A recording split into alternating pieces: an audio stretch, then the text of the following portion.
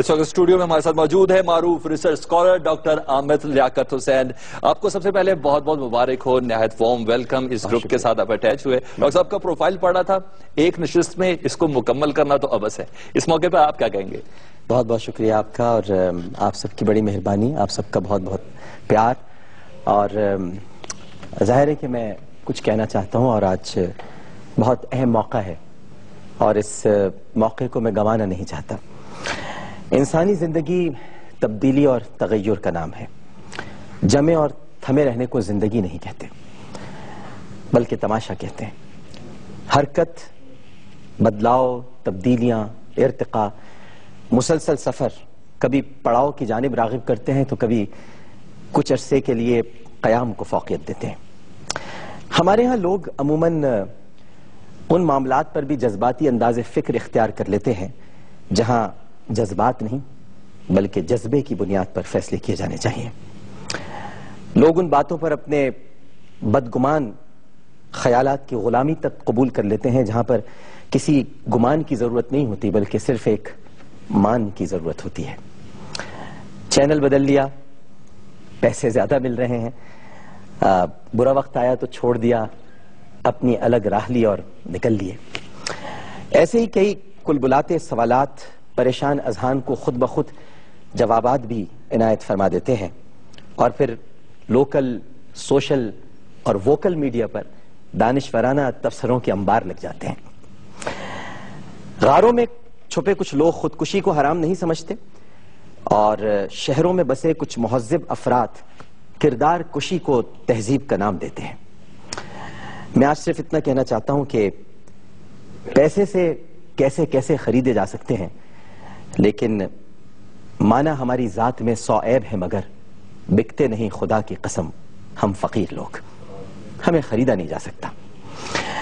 یہ چینل ہے صاحب, چینل, اور چینل لوگوں سے رابطے اور واسطے کا ذریعہ ہے. چینل آپ تک پہنچنے کا راستہ ہے, آپ سے کچھ کہنے کا ایک مناسب طریقہ ہے. چینل مذہب, عقائد, نظریات یا ملک نہیں ہوتے جو چھوڑے نہیں جا سکتے, اور چینل نہ ہی ماں ہوتی ہے جو بدلی نہیں جا سکتی. بلکہ عذرائے تفنن تو میں یہاں یہ بھی کہوں گا کہ چینل کوئی بیوی نہیں ہے جو بیک وقت 2 یا 4 رکھی جا سکیں. ایک وقت میں ایک ہی چینل ہوتا ہے, اور یہ ایک ایسی جگہ پر ہو سکتا ہے جہاں پر مجھ جیسے لوگ دولت کی خوشبوؤں پر مست ہو کر رقص نہیں کرتے بلکہ اپنے عکس کی گہرائیوں کی بدولت تواریخ رقم کرتے ہیں. میں ایک نہایت ادنا, معمولی اور بلکہ ذرے سے بھی کم قیمت رکھنے والا ایک انسان ہوں جو رمضان المبارک میں نشریات کرنے کے لیے اپنی قیمت لگانے کو ایسا ہی سمجھتا ہے جیسے جیتے جی اپنی قبر کے لیے جیو, ہیار وائے یا پھر اب ایکسپریس سے آگ خریدنے جا رہا ہو. میں نے رمضان المبارک کے نہ کبھی پیسے لیے ہیں ٹرانسمیشن کرنے کے, نہ کبھی لوں گا. میں اپنے رب اور ان کے حبیب حضرت محمد مصطفیٰ صلی اللہ علیہ وآلہ وسلم کے ذکر کے صدقے اور اس ملک کی بدولت بہت کچھ پا چکا ہوں, اور اس ملک نے اور اللہ کی اور اس کے رسول کی محبت نے مجھے بہت کچھ دیا ہے, اور میں نے ہمیشہ اس عطا کو لوگوں میں بانٹا ہے, لوگوں کو بانٹا نہیں ہے. میری کوئی حیثیت ہے نہ اوقات, میں صرف اپنے رب کا ایک انتہائی معمولی بندہ, اور وہ بندہ ہوں جسے رب نے اپنی نوکری پر رکھ لیا ہے. مالک کا جب تک جی چاہے گا وہ ملازمت کرواتا رہے گا, اور جب چاہے گا وہ مجھے برخاست کر دے گا. بس وہ راضی رہے, ایک یہی التجا ہے اور یہی چاہ ہے. میں ایک بات اور کہنا چاہوں گا آج ایکسپریس کے پریزیڈنٹ کی حیثیت سے.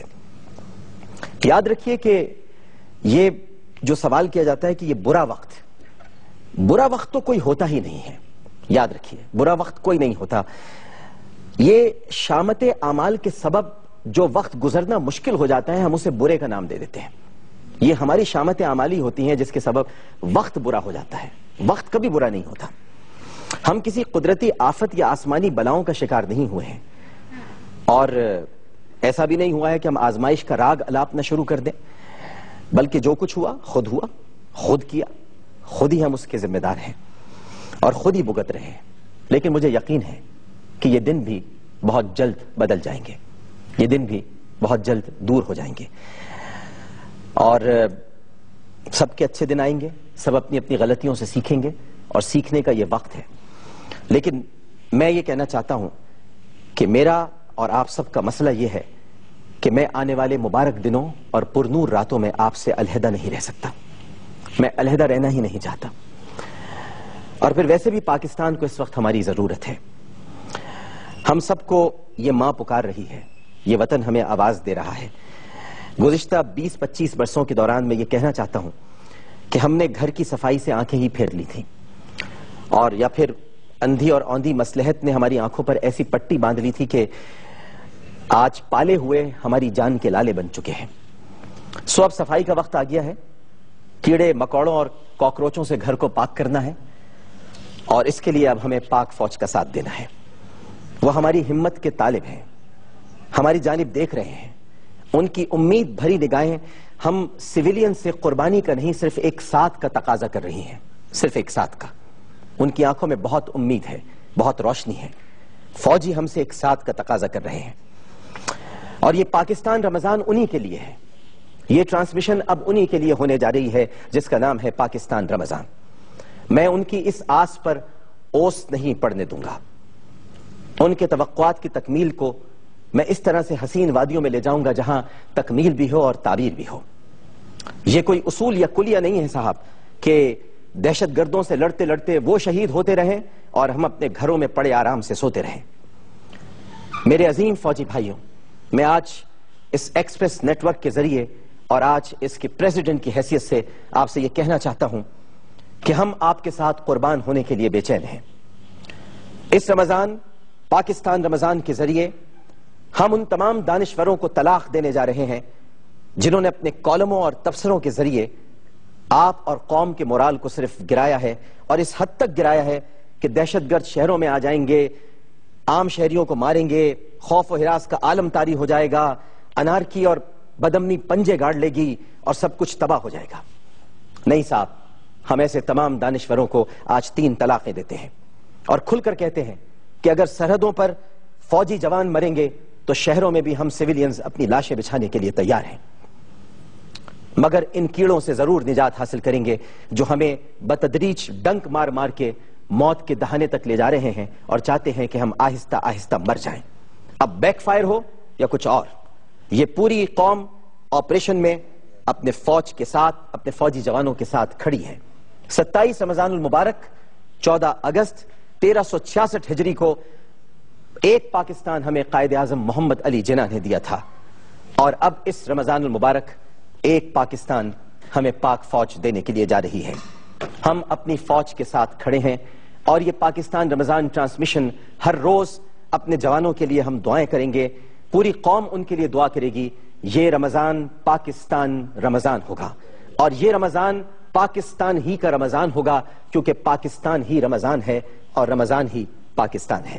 میں چونکہ لاہور میں ہوں، اپنے شہر میں ہوں، اور عامر لیاقت حسین کسی ایک خطے، کسی ایک علاقے، کسی ایک شہر یا کسی ایک صوبے کا نام نہیں ہے۔ عامر لیاقت حسین پاکستان کا نام ہے۔ عامر لیاقت حسین آپ سب کا بیٹا ہے، عامر لیاقت حسین آپ سب کا بھائی ہے، اور عامر لیاقت حسین آپ سے کہنا چاہتا ہے کہ آج اس لاہور میں جو کہ علامہ اقبال کا مرقد ہے، ان کا شہر ہے، میں ان اشعار کے ساتھ اس ایکسپریس گروپ میں ایک بہت بڑی ذمہ داری سنبھالنے کے لیے جا رہا ہوں کہ شراب کہن پھر پلا ساقیا، وہی جام گردش میں لا ساقیا، مجھے عشق کے پر لگا کر اڑا، میری خاک جگنو بنا کر اڑا، تڑپنے پھڑکنے کی توفیق دے، دل مرتضی سوز صدیق دے، جگر سے وہی تیر پھر پار کر، تمنا کو سینوں میں بیدار کر، تیرے آسمانوں کے تاروں کی خیر، زمینوں کے شب زندہ داروں کی خیر، پلا دے مجھے وہ مئے پردہ سوز کہ آتی نہیں فصل گل روز روز، وہ میں جس سے روشن ضمیر حیات، وہ میں جس سے ہے مستی کائنات، وہ میں جس سے ہے سوز ساز ازل، وہ میں جس سے کھلتا ہے راز ازل، اٹھا ساقیا پردہ اس راز سے، لڑا دے ممولے کو شہباز سے۔ زمانے کے انداز بدلے گئے، نیا راگ ہے ساز بدلے گئے، ہوا اس طرح فاش راز فرنگ کہ حیرت میں ہے شیشہ باز فرنگ، پرانی سیاست